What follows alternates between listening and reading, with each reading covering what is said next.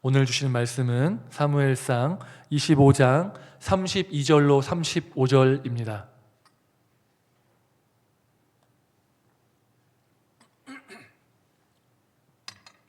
사무엘상 25장 32절로 35절입니다.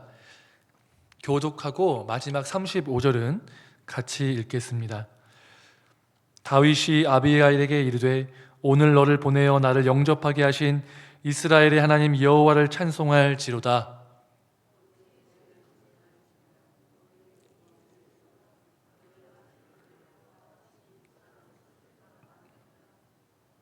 나를 막아 너를 해하지 않게 하신 이스라엘 하나님 여호와의 살아계심을 두고 맹세하노니 내가 급히 와서 나를 영접하지 아니하였다면 밝은 아침에는 과연 나발에게 한 남자도 남겨두지 아니하였으리라 하니라. 다윗이 그가 가져온 것을 그의 손에서 받고 그에게 이르되 내 집으로 평안히 올라가라. 내가 내 말을 듣고 내 청을 허락하노라. 아멘. 오늘 말씀은 나도 어리석은 사람입니다 라는 제목으로 함께 은혜를 나누고자 합니다. 오늘 말씀은 다윗이 사울에게 쫓겨서 광야에서 유랑자로 또 방랑자로 또 난민들의 우두머리로 살아가는 그 상황 속에서 오늘 벌어진 일을 기록하고 있습니다.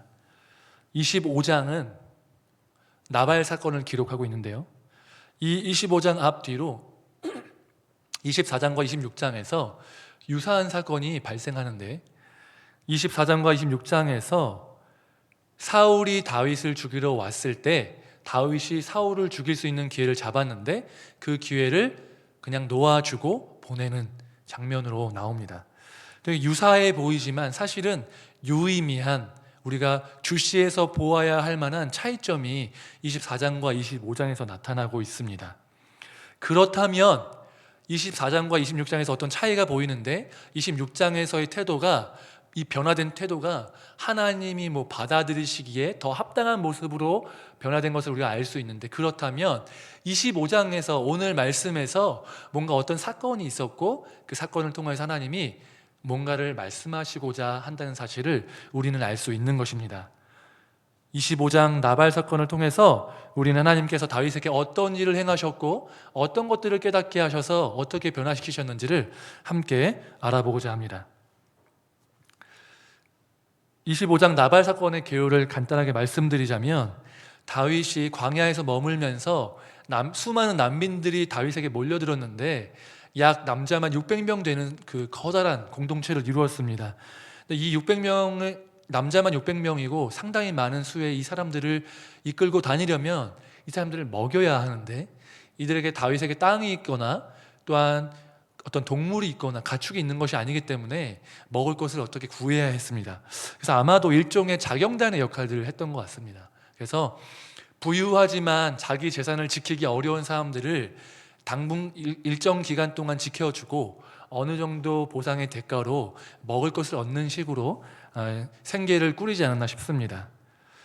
이 한 번은 나발이라는 사람의 양떼와 염소떼 그리고 목동들을 지켜주게 되었는데요, 이제 그렇게 지켜주고 나서 양털을 깎는 시기가 다가왔습니다. 양털을 깎는 시기는 농사로 치면 추수하는 시기입니다. 그래서 양으로 남길 수 있는 수익 두 가지 중에 하나가 뭐냐면 털과 고기지 않습니까? 그러니까 털을 깎는다는 것은 이 털을 통하여서 수익을 남기는 시기인데, 그러기 때문에 축제가 벌어지곤 했습니다. 그래서 이제 결산을 보고 또한 어떤 결실을 보는 이때에 다윗이 그 소식을 듣고서 우리가 그때 지켜줬던 것들을 다시 한번 얘기해서 수익을, 우리가 먹을 것을 얻어야겠다라는 마음이 있었던 것 같습니다. 그래서 다윗은 10명의 사람들을 보내서 나발에게 식량을 요청했습니다. 그런데 이 다윗이 그 요청을 거절했고, 거절했을 뿐만 아니라 다윗이 누구냐, 이새의 아들이 누구냐, 요즘에 왕을 떠나는 신하가 그렇게 많다던데 그 사람이 누구냐라고 하면서 다윗을 무시했습니다. 그러자 다윗이 자기가 데리고 있던 600명의 남자 중에서 400명을 데리고 가서 내가 이 동트기 전에 나발에게 속한 모든 남자들을 다 진멸해버리겠다, 그렇지 않으면 하나님 내 위에 벌의 벌을 내리실 것이다 라고 맹세하면서 출정을 하게 됩니다. 이 소식을 접하게 된 나발의 부인인 아비가일이 먹을 것을 챙겨서 식량을 챙기고 다윗에게로 먼저 나아가서 이 식량을 드리고 다윗에게 잘 지혜롭게 대처해서 다윗이 그래 네 말이 맞다 하면서 그냥 그 식량을 받아들이고 돌아가게 되었습니다. 이게 문제가 다 잘 해결되고 나서 아비가일이 나발이 이제 술에서 깬 뒤에 이때 있었던 일들을 딱 설명했더니 나발이 그 마음에 충격을 먹고 열흘 정도 시름시름 앓다가 죽게 되었습니다.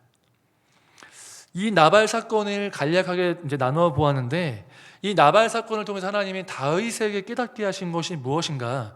그 첫 번째는 이것입니다. 무엇이냐면 나를 괴롭히고 나에게 어리석게 행동하는 사람들에 대한 심판의 주권이 나에게 있는 것이 아니라 하나님에게 있다는 사실입니다.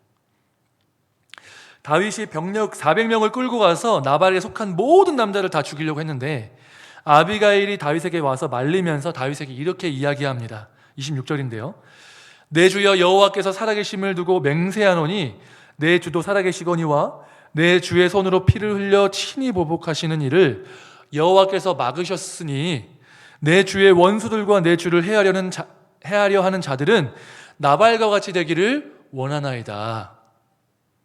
이게 무슨 말입니까?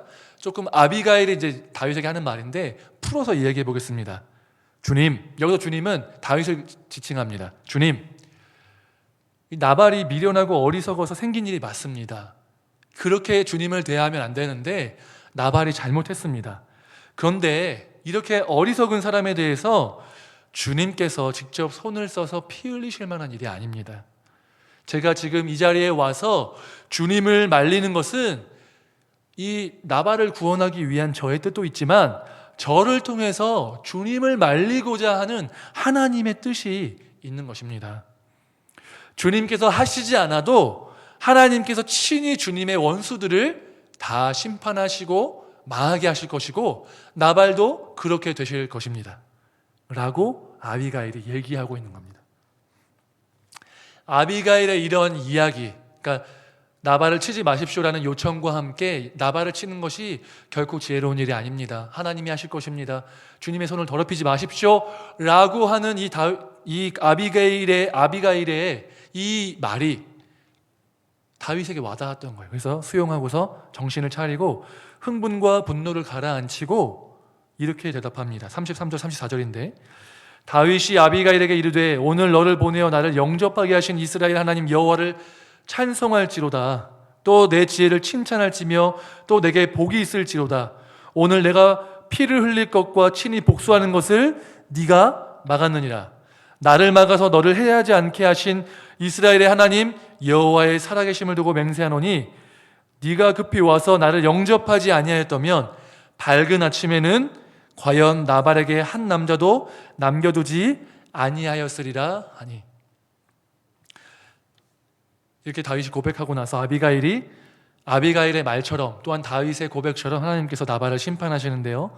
37절 38절입니다. 아침에 나발이 포도주에서 깬 후에 그의 아내가 그에게 이 일을 말하매 그가 낙담하여 몸이 돌과 같이 되었더니 한 열흘 후에 여호와께서 나발을 치심에 그가 죽으니라. 그 소식을 들은 다윗은 이렇게 고백합니다. 나발에게 당한 나의 모욕을 갚아주사 종으로 악한 일을 하지 않게 하신 여호와를 찬송할지로다. 여호와께서 나발의 악행을 그의 머리에 돌리셨도다 하니라. 다윗이 아비가일을 자기 아내로 삼으려고 사람을 보내어 그에게 말하게 하매. 이렇게 다윗은 나발에게 당한 무시와 수모, 모욕으로 인해서 나발에게 속한 모든 남자들을 죽이려고 했지만 아비가일의 지혜로운 대처로 말미암아서 그가 직접 나발에게 손을 대지 않고 아비가일의 믿음의 말처럼 또한 그 믿음의 말을 받아들인 다윗의 고백처럼 하나님께서 다윗의 대적인 나발을 직접 심판하시는 경험을 하게 된 것입니다. 이러한 경험을 통해서 다윗은 자신의 대적, 나의 원수, 나에게 어리석은 행동을 하는 사람들을 심판하는 것은 나에게 있는 것이 아니라, 그 주권이 나에게 있는 것이 아니라 하나님에게 있구나 라는 것을 깨닫게 됩니다. 다윗이 이것을 깨달았다는 것은 오늘 25장을 통해서만 알 수 있는 것이 아니라 24장과 26장 그 사울을 대하는 태도의 변화를 통해서도 알 수 있습니다. 24장에서 다윗을 죽이려고 사울이 3,000명의 군사를 일으키는데요. 이제 군사를 이끌고 다윗이 있는 곳에 이르러서 사울이 아마도 좀 생리적 현상으로 인해서 볼 일이 급했던 것 같습니다. 그래서 우리나라와는 좀 다른 모양이지만 석회굴에 들어오게 되는데, 밝은 곳에서 어두운 곳은 잘 안 보이지만 어두운 곳에서 밝은 곳은 잘 보이지 않습니까? 그러니까 사울은 그냥 들어왔지만 다윗의 수하들이 그 굴에 숨어 있었는데 사울을 발견하게 된 것이죠. 다윗이 이제 사울을 죽일 수 있는 기회를 얻게 되는데, 이때 다윗의 수하들이 이렇게 고백하는 거예요. 주님, 다윗님 왕이시여, 기름 부음 받지 않으셨습니까? 사울은 이미 버림받지 않았습니까? 하나님이 당신을 왕으로 삼으셨는데 사울을 죽이고 당신의 원수를 당신의 손에 넘겨주고 왕위를 차지할 때가 지금이 아닙니까? 지금 하나님 넘겨주신 겁니다. 지금 죽이십시오. 다윗이 여기에 혹했을까요? 안 했을까요? 분명히 혹했습니다. 그래서 사울의 겉옷을 잘랐죠. 물론 그 이후에 찔림을 받고 멈췄지만 그 마음 가운데 사울에게로부터 이제 자신에게 넘어올 그 왕위에 대한 확신, 기름 부음을 받았잖아요. 그런 확신과 또한 그동안 어떻게 했습니까? 자기는 사울을 선하게 대했죠. 전쟁에서 승리하고 골리앗을 물리치고 사울이 악령에 시달릴 때 연주함을 통해서 악령을 내쫓고 이렇게 선하게 대했는데, 사울은 오히려 자기를 죽이려고 하고 창을 던져서 창이 벽에 박히는, 피해서 도망다니는, 그게 다윗에게 트라우마로 남지 않았겠습니까? 나를 죽이려고 한다. 나는 착하게 대했지만 저 사람은 나를 미워하고 나를 죽이려 한다. 시기심에 사로잡혀서 나를 죽이려 한다. 지금 어떻습니까? 나를 죽이려고 400명 되는 600명 되는 나의 식솔들 죽이려고 3,000명의 군사를 이끌고 왔어요. 전쟁이 아니라 나 하나를 죽이기 위해서, 같은 민족인 나를 죽이기 위해서 3,000명의 군사를 이끌고 온 사울이 밉지 않았을까요? 그래서 어차피 나에게 올 이 왕위를 하나님이 얻게 하실 때가 지금이 아닐까라는 마음에 사울을 죽이려고 했지만 겉옷을 베고 찔림을 받고 깨닫고 멈췄던 것이죠. 그런데 24장에서 이렇게 약간은 어리석은 행동을 한 다윗이 26장에서 다시 한번 기회가 찾아옵니다. 전쟁을 다시 한번 사울이 다윗을 죽이려고 3,000명을 끌고 오는데, 그 진영에 다윗과 아비새가 이제 숨어듭니다. 숨어들면서 아비새가 얘기하죠. 왕이시여, 제가 2번도 필요 없고 1번이면 끝납니다. 제가 한 방에 창으로 찔러 죽일 테니까 허락해 주십시오. 그랬더니 다윗이 뭐라고 고백하냐면 26장 9절 10절에서 이렇게 이야기합니다. 다윗이 아비새에게 이르되 죽이지 말라. 누구든지 손을 들어 여호와의 기름 부음 받은 자를 치면 죄가 없겠느냐 하고, 여기까지는 24장에서도 이렇게 고백을 했어요. 근데 그 다음이 중요한데, 여호와께서 살아계심을 두고 맹세하노니 여호와께서 그를 치시리니 혹은 죽을 날이 이르거나 또는 전장에 나가서 망하리라. 24장에서는 이런 고백이 없었습니다. 다윗이 깨달은 것이죠. 내가 지금 사울로 인해서 피곤하고 죽음의 위협 가운데 있고 괴로운 게 사실이고, 내가 사울 다음으로 왕이 되어서 이 나라를 통치할 사람이고 기름 부음 받은 것도 사실이다. 그런데 내가 사울을 죽일 수 없다. 사울에 대한 심판은 내게 있는 것이 아니라 하나님께 있다. 전장에서 망하든 병상에서 죽든 하나님이 반드시 치실 것이다. 나는 그를 칠 자격이 없으므로 하나님께 맡겨드려야 한다 라고 다윗이 고백하고 있는 것입니다. 여러분, 하나님께서 하실 것입니다. 나를 괴롭게 하고 나를 죽이려 하고 나에 대해서 어리석고 미련하게 행동하는 사람들에 대한 심판은 내가 하는 게 아니라 하나님이 하실 것입니다. 이것은 단순히 내 손에 피를 묻히지 않게 해주시겠다, 내 손을 깨끗하게 해주시겠다라는 것도 있지만, 더 중요한 것은 한 사람에 대한 심판, 한 사람에 대한 목숨에 대한 그 권리, 이것이 다른 어떤 사람들에게 있는 것이 아니라 하나님께 있다. 오직 나만 사람들을 심판하고 그 죄를 정죄할 자격이 있다라는 하나님의 말씀이신 것입니다. 분노할 수 있죠. 화가 날 수 있고 미워할 수 있습니다. 하지만 그에 대한 복수와 해함, 심판은 내 것이 아님을 깨달아야 합니다. 우리에게 어리석은 행동을 하는 그 사람을 하나님께 맡겨드려서 하나님께서 직접 심판하시는 것을 목도하는 저와 여러분 되시기를 주님의 이름으로 축복합니다. 근데 이게 문제는 이게 남의 일이면 아멘이 됩니다. 그렇죠? 다윗에게 이 어리석은 일을 한 나발, 또 사울, 그래 하나님께 맡겨드려야지. 말은 쉽죠. 다윗의 일이니까, 남의 일이니까 말이 쉬운 겁니다. 하지만 내가 그 상황 가운데 있다고 생각해 보십시오. 직장에서 나를 해코지하고 자기의 잘못을 나에게 덮어 씌우고 내 공을 자기 것으로 둔갑시키거나 나에게 물질적인 해를 끼치고 나의 사업을 방해하거나 나의 가정들의 위해를 끼치는 그런 사람들, 다윗처럼 죽음의 위협까지 가지 않을지라도 물리적으로 위해를 가하거나 정신적으로 스트레스를 주고 나를 자꾸만 괴롭히고 나를 깎아내리는 그 사람들에 대해서 정말 직접 위해를 끼치고 싶은 마음을 접어서 하나님께 그 심판을 맡겨드릴 수 있게 하는 거예요. 사울은 쉬워요. 왜? 나보다 힘이 세고 높은 직위에 있는 사람은 내가 절제하지 않아도 참을 수가 있어요. 왜? 내가 어떻게 위해를 끼칠 수가 없으니까요. 하지만 나보단 낮고 내가 언제라도 위해를 끼칠 수 있다라고 판단되는 그 사람에게 절제하고 하나님에게 그 심판을 맡기는 것은 너무 어려운 일이라는 거죠. 어디까지 우리는 참아야 되고 우리는 어디까지 하나님께 심판을 맡겨드려야 하는가라는 고민이, 실제적인 고민이 우리 안에 있어야 한다는 것입니다. 막연하게 참아야지, 하나님께 맡겨드려야지, 막연하게 생각하다 보면 나중에 절대 그렇게 하지 못합니다. 구체적으로 우리는 고민하고 그 상황에서 생각하고 하나님께 기도해야 한다는 것입니다. 나를 정말 힘들게 하는 그 사람에 대해서 내가 정말 아무것도 하지 않고 가만히 있어야 하는가? 우리는 다윗의 행동을 통해서 우리가 어떻게 대처해야 되는지에 대해서 구체적으로 살펴볼 필요가 있습니다. 사울이 26장에서 다윗에게 쳐들어왔을 때 다윗이 사울의 막사 안으로 들어가죠. 근데 좀 아이러니하지 않습니까?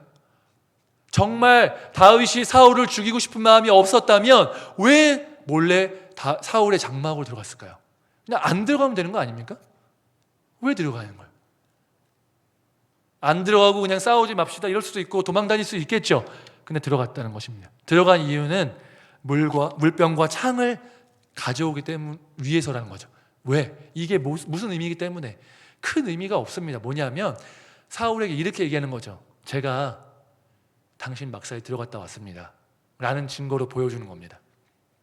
물병과 창, 이게 누구 것입니까? 사울 왕 당신 것이지요. 제가 당신의 막사 안에 들어갔다 왔습니다. 모르셨죠? 이 얘기가 무슨 얘기인지 아십니까? 제가 마음만 먹었으면 그 자리에서 당신을 죽일 수 있었습니다. 근데 그렇게 하지 않았습니다. 그 이유는 당신에 대한 심판이 나에게 있는 것이 아니라 하나님께 있음을 내가 알고 있기 때문입니다. 그러니까 제발 나에게 와서 나를 해하려고 하는 나에 대한 죄악도 그치고 나를 해하려 함을 통해서 하나님께 범죄하는 것을 제발 멈추십시오 라고 사울에게 이야기하고 있는 것입니다. 사울이 이러한 다윗의 고백에 네가 맞다, 내가 어리석은 행동을 했다라고 이야기하고 군대를 철수시킵니다. 이 부분을 우리가 잘 적용할 필요가 있을 것 같습니다. 왜냐하면 우리 실생활에 실제로 있거든요. 사단이 우리를 공격하거든요. 사실은 저에게 참 시험에 들 만한 일이 한 번 있었는데, 제가 이제 차를 교회 주차장에 대는데 주말에는 제가 차를 빼야 되기 때문에 집 앞에 댈 때가 있어요. 근데 이제 차를 바꾸기 전에 차를 예전 차일 때 댔는데 작년 9월, 8월 정도에 한번 사이드 미러를 누가 떼간 거예요. 그러니까 이거 자체는 냅뒀는데 그 안에 거를 떼간 거예요. 그래서 제가 이제 문봉진 지사님께 가서 다시 달았는데 본인도 처음 보신다는 거예요. 사이드 미러 자체가 파괴된 건 봤는데 요 안에 거울만 떼가는 건 처음 봤다는 거예요. 저도 한번 이쪽 반대편 걸 떼봤거든요. 조심스럽게 떼봤는데 이게 그냥 툭 안 떨어지거든요. 그러니까 상당한 기술이 있구나. 그래서 8, 9월 정도에 한번 이런 일이 있었고, 그래 뭐 한 번 정도는 술 취한 사람이 그랬나 보다. 뭐 잡을 수도 없고요. 두 번째 11월 초에 한번 일이 발생했는데 또 떨어진 거예요.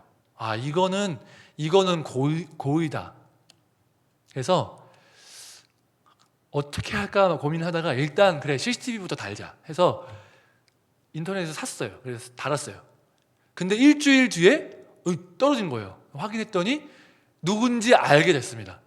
물론 누군지 몰라요. 그러니까 얼굴은 잡혔는데 저가 아는 사람도 아니고, 그러니까 누구 마주쳐서 되게 원한이 있을 법도 한데 그래야만 하는 거 아니에요? 근데 뭐 전혀 모르는 사람이에요. 그래서 어떻게 해야 할까 그러다가 한참을 고민하다가 이렇게 생각했어요. 그러니까 그리스도인으로서 내가 이 사람을 악행을 하면 안 돼. 만약에 이 사람 차를 막 조사해가지고 이 사람 차에다가 막 복수하고 저도 막 뛰고 그 환기구에다가 까나리 액젓 붓고 이러면은 이제 이거는 진짜 막장이잖아요. 갈 때까지 간 거잖아요. 근데 이게 아니라 내가 복수는 하면 안 되는데 계속 하니까 이게 뭐 한두 번도 아니고 이게 위험하거든요. 제가 모르고 운전 딱 나갔다가 봤는데 사이드 미러가 없어. 깜짝 놀래가지고 다 돌아왔어요. 이게 뒤가 안 보이니까 너무 위험하잖아요. 이거는 너무 위험하다. 위험하고 내가 이거 교체 비용을 감당할 수가 없다 싶어서 이거는 제가 나중에 혹시 선처를 베풀거나 하는 일이 있다 할지라도 경찰에 신고를 해서 이 사람이 내가 지금 이거를 모르고 있지 않구나라는 사실을 알려야겠다라는 마음 신고를 했어요. 그래서 이제 얼마 전에 조사를 갔다 왔는데 제가 물어봤습니다. 혹시 이게 뭐 징역은 아니죠? 그랬더니 벌금이라고. 선처가 되나요? 선처가 된대요. 그래서 그러면 그때 가서 선처하면 되겠구나. 뭐 나중에 가서 선처를 한다고 해서 회개할지 안 할지 모르지만 제가 뭐 악한 마음을 갖고 하는 게 아니라 하지 말라고 얘기하기 위함이니까. 제가 직접 가서 말하면 안 되잖아요. 사실 제가 찾지도 못해요. 정보력이 없어서. 근데 어쨌든 우리가 할 수 있는 일은 이걸 통해서 깨달은 건 뭐냐면 하지 못하게 하는 거예요. 계속 그렇게 함으로 인해서 고통당한 것도 하지 말고 나에게 죄를 짓는 행위도 그 사람이 그만하고 하나님께 죄를 짓는 행위도 그만하게끔 하지 마십시오라고 아는 사람이라면 직접 얘기하고 모르는 사람이면 이렇게 할 수 있겠죠. 제지하되 내가 그 사람에 대해서 직접 심판을 하기 위해서 복수를 한다든가 똑같이 아니면 더 심하게 받기에 뭐 이렇게 한다든가 이런 거를 하지 말라는 것이죠. 이러한 상황들에 대해서 각자가 진지하게 고민을 해봐야 한다는 것입니다.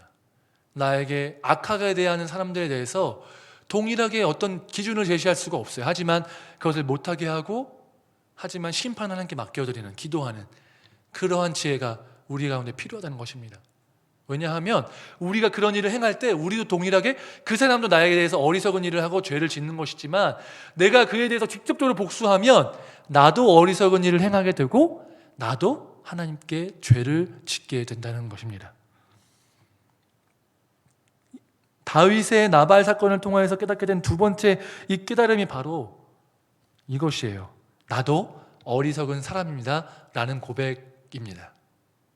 그러니까 나발 사건을 통해서 다윗이 깨달은 건 뭐냐면 나를 해코지 하는 그 사람들에 대한 심판 하나님께 맡겨드리자. 여러 가지 이유가 있죠. 주권이 하나님께 있으니까, 내 손을 더럽히지면 안 되니까. 그렇죠. 두 번째는 뭐냐면 바로 쟤만 어리석은 사람이 아니라 나도 어리석은 사람입니다 라는 고백입니다. 우리가 잘 생각해 볼 필요가 있어요. 성경에 있는 내용들을 막연하게 다윗이 행했으니까 다윗은 하나님의 마음에 합한 자고 다윗이 행한 일은 무조건 옳아. 다윗이 행했으니까 이것은 옳은 일이야. 나발이 나쁜 놈이야. 이렇게 생각하면 안 된다는 거예요. 진지하게 고민해 보세요. 나발이 다윗에게 식량을 주지 않고 모욕한 건 잘못했어요. 근데 이게 정말 죽을 만큼 잘못한 것입니까? 굳이 형량을 따지자면 이게 경범죄지 중범죄냐고요. 마땅히 줘야 될 것을 안 준 게 아니라요, 관례상 줘야 될 것을 안 준 거예요. 물론 잘못했지만 심각한 범죄가 아니었다고요. 아니, 좀 임금체불 하라는 얘기가 아니고, 그거 했다고 막 살인을 하고 집안을 몰살시키고 이렇게 하는 게 그게 합당한 복수냐라는 것입니다. 다윗이 400명을 끌고 와서 내가 이 동이 트기 전에 나발에 속한 모든 남자를 내가 진멸시키겠다라는 분노가 합당하게 여기십니까? 과한 것 아닙니까? 너무나도 분노에 휩싸여서 과도하게 나발에게 분풀이하고 있는 것 아닙니까? 왜? 사울은 자기의 목숨을 노리는데도 그걸 잘 절제했잖아요. 왕이니까, 나보다 군사가 많으니까, 힘이 세니까 절제했는데, 왜 나보다 힘이 약한 나발에게는 그 분노를 터뜨려서, 크게 잘못한 것도 아닌데 내가 진짜 다 죽여버릴 거야 라고 얘기하면서 나발을 쓸어버릴 거야 하면서 그렇게 400명 끌고 갔냐는 겁니다. 나발에게 대한 이 다윗의 행위는 결단코 정당화될 수 없는 행위예요. 나발이 먼저 잘못한 것은 맞지만 그렇다고 핑계댈 수 없어요. 이것은 다윗이 너무나도 잘못했다는 것입니다. 나발이 잘못했고 다윗은 더 잘못했습니다. 나발은 어리석었고 다윗은 더 어리석었습니다. 만약에 아비가일이 막지 않았잖아요? 그러면 나발 사람들은 다 죽었겠죠. 결과 똑같지 않습니까? 죄 지은 나발은 똑같이 죽었죠. 근데 문제는 뭐냐면 다윗이 직접 손에 피를 흘렸고 무지한 자들 다 죽여버렸고 마땅히 죽여야 될 일도 아닌데 범죄하게 됐다는 거예요. 나중에 왕이 되었을 때 이 소식을 국민들이 알았다고 생각해 보세요. 왕국 백성들이 알았다고 생각해 보십시오. 나발이 몰살당한 이 일들이 퍼져나가지 않았을까요? 그러면 다윗은 두고두고 돌아보았을 때 평생 후회할 만한 그런 어리석은 일들 때문에 자책했을 겁니다. 근데 아비가일이 지혜롭게 막아섰기 때문에 아비가일이 나발을 구원한 것 같지만 사실은 나발을 구원한 게 아니에요. 아비가일은 다윗을 구원한 겁니다. 나발은 어차피 죽을 사람이었어요. 근데 다윗이 구원받게 된 것입니다. 나발도 어리석고 다윗도 어리석었습니다.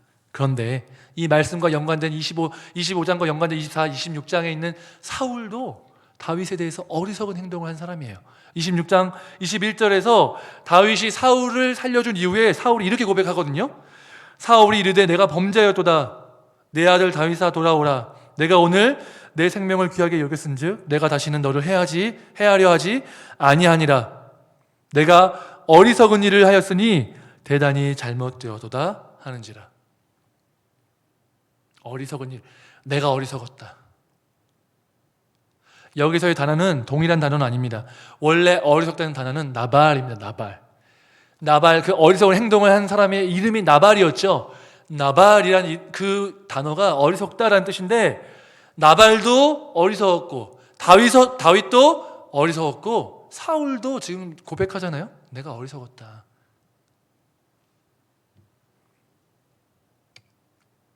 하나님이 사무엘상에서 24, 25, 26장을 배열하심으로 우리에게 무엇을 말씀하시고자 하는 거냐는 거예요.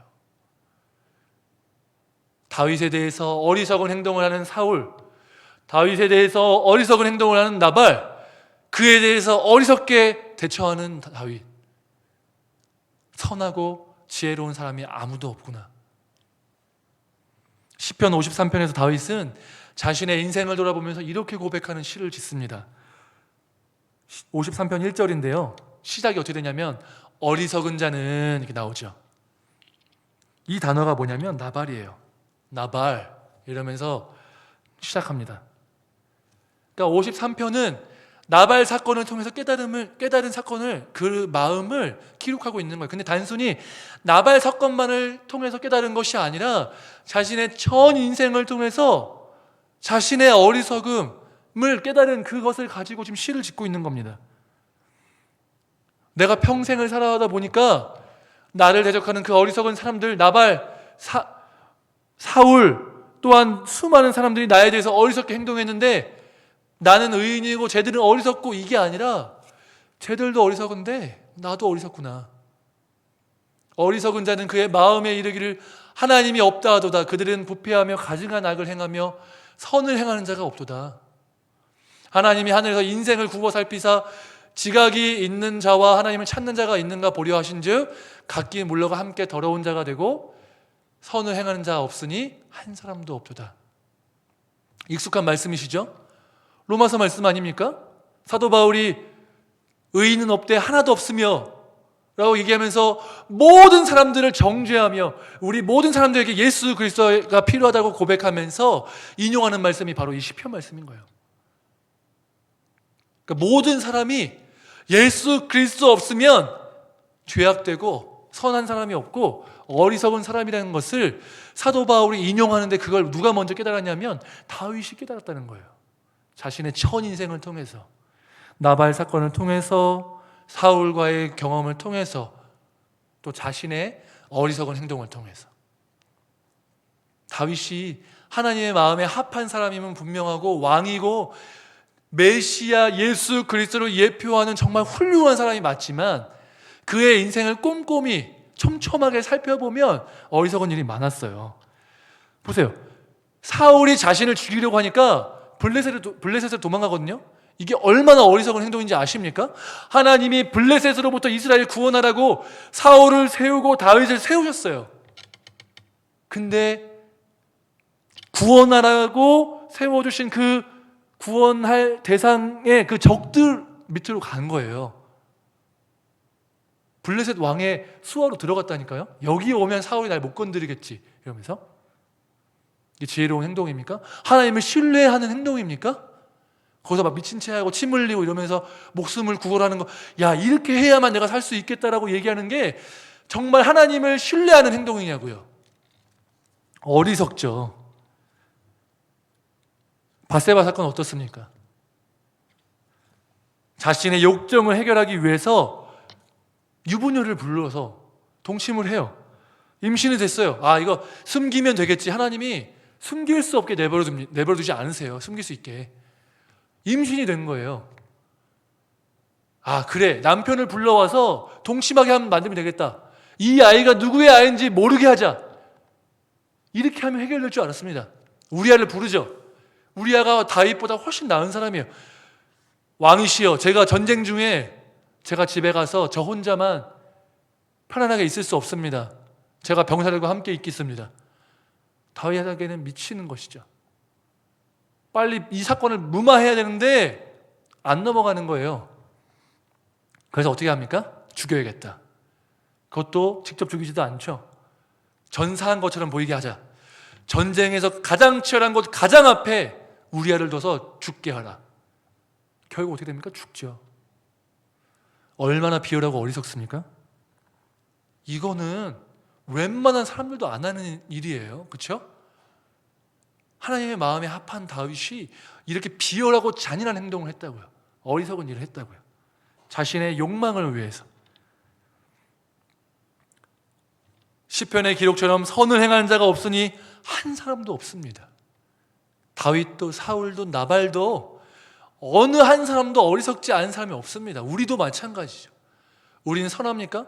누가 나를 괴롭히고 직장에서 나를 괴롭히고 나는 피해자이고 이러면 나는 선한 사람입니까? 나는 어리석지 않은 사람입니까? 하나님 앞에 거룩하고 순결한 사람입니까? 그렇지 않습니다. 그러면 우리는 절망 가운데 있다고 그냥 이것을 얘기하고자 하는 것입니까? 그렇지 않아요. 다윗에게는 다른 것이 있었어요. 다윗은 하나님의 마음에 합한 자라고 불릴 만한 중요한 것이 있었는데 뭐냐면 하나님이 멈추게 하시고 하나님이 회개라고 하실 때 멈추고 돌이키고 회개했다는 것입니다. 그게 어리석게 행동하다가 멸망한 사람들과 다윗의 가장 중요한 차이점이라는 거예요. 유일한 차이점이라는 것입니다. 다윗이 사울보다, 다윗이 나발보다 도덕적으로 또 지혜롭고 이게 나아서가 아니고요. 유일하게 한 가지 가지고 있는 최고의 것이 있는데 그게 뭐냐면 하나님이 깨닫게 하실 때 하나님 앞에 회개하고 돌이켰다는 것입니다. 나발 사건인데 어리석은 행동을 하려고 했을 때, 내가 다 죽여버리겠어 라고 했을 때 아비가일이 주님 이러시면 안 됩니다. 주님의 손에 피를 묻히지 마시고 하나님이 심판하실 것입니다 라고 얘기했어요. 근데 다윗이 받아들였죠. 이게 쉬운 일일까요?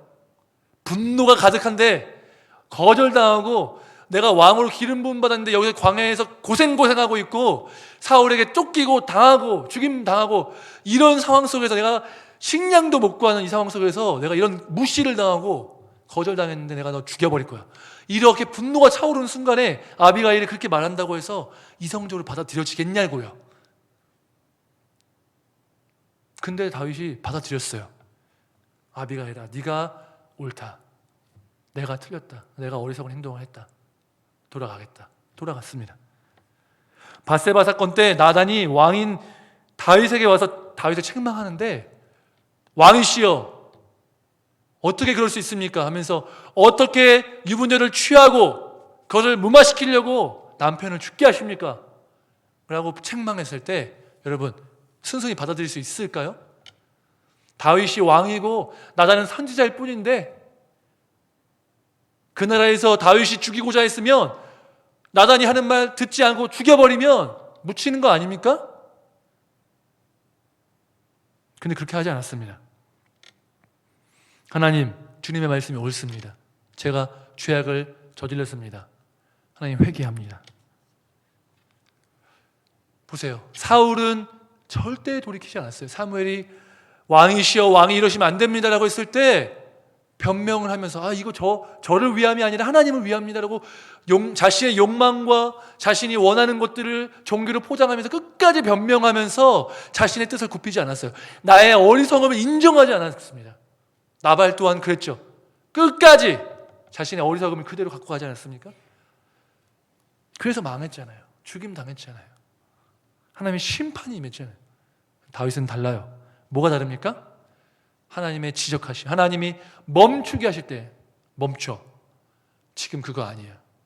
너가 지금 회개해야 한다 라고 말씀하실 때 자신의 어떠함을 드러내거나 고집 피우거나 변명하지 않고, 주님, 하나님의 말씀이 옳습니다. 내가 잘못했습니다. 내가 회개합니다. 나를 용서하여 주시옵소서 라고 고백한다는 것입니다. 여러분, 우리도 이렇게 해야 됩니다.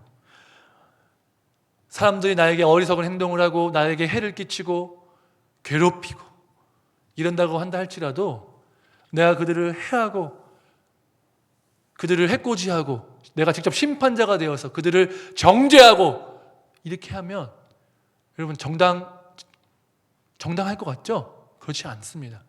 그 심판 하나님 맡겨드려야 돼요. 그것을 내가 하게 되면 하나님을 신뢰하지 못하는 것이고 그 주권이 하나님께 있다는 것을 인정하지 못하는 것이고 월권행위하여서 내가 직접 그들을 심판하고 범죄하고 어리석은 일을 행하는 것밖에 안 된다는 것입니다. 우리가 어리석은 생각을 했을 때, 행동을 했을 때 하나님이 그만 멈췄으면 좋겠다. 네가 그렇게 하는 게 옳지 않다 라고 얘기하실 때, 그때 우리는 주님 맞습니다. 내가 어리석었습니다. 주님, 내가 돌이키기 원합니다. 나를 용서하여 주시옵소서 라고 돌이켜 주님 앞에 회개해야 될 줄로 믿으시기 바랍니다. 그렇게 하면 하나님이 어떻게 하십니까? 됐다. 회개하면 됐다. 너가 돌이켰으니까 이제는 너의 죄를 묻지 않겠다. 그렇게 말씀하시고 우리를 받아주십니다.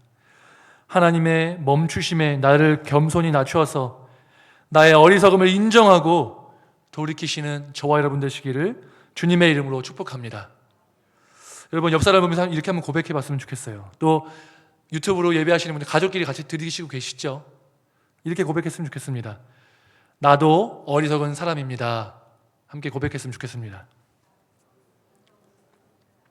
나도 나발입니다 라고 고백했으면 좋겠습니다. 여러분, 우리가 나발입니다. 제가 어리석은 사람입니다. 이 말씀은 제가 깨끗하기 때문에 완벽하기 때문에 전하는 것이 아니라 하나님이 저를 통하여서 저에게도 하시며 성도님들께도 하시는 말씀인 줄로 믿으시기 바랍니다. 이 말씀을 볼 때, 이 말씀을 전하면서도 저에게 찔림과 회개와 돌이킴을 주심을 고백할 수밖에 없습니다. 우리는 하나님의 긍휼과 은혜가 필요한 존재임을 깨달으시기 바랍니다. 이런 겸손한 마음, 회개시킬 때 돌이킬 수 있는 이 겸손한 마음이 우리 안에 있을 때, 내가 어리석은 사람입니다라는 고백이 우리 안에 있을 때, 그 고백으로 말미암아 우리 가족 안에서, 교회 안에서 우리 안에 있는 갈등과 수많은 어려움들이 해결될 줄로 믿으시기 바랍니다. 내가 하나님의 긍휼과 은혜가 필요한 어리석은 사람이라는 깊은 깨달음과 겸손함이 저와 여러분에게 있어서 언제고 하나님께서 저에게 주시는 그 기회, 멈추게 하시는 그 기회, 돌이키시게 하는 그 기회에서 하나님께 돌이켜서 하나님께 붙들린, 하나님께서 하나님의 마음에 합당한 자라고 인정받는 저와 여러분 되시기를 주님의 이름으로 축복합니다. 우리 이 시간에 내 영혼은 평안합니다, 안전합니다 함께 찬양하고 기도하겠습니다.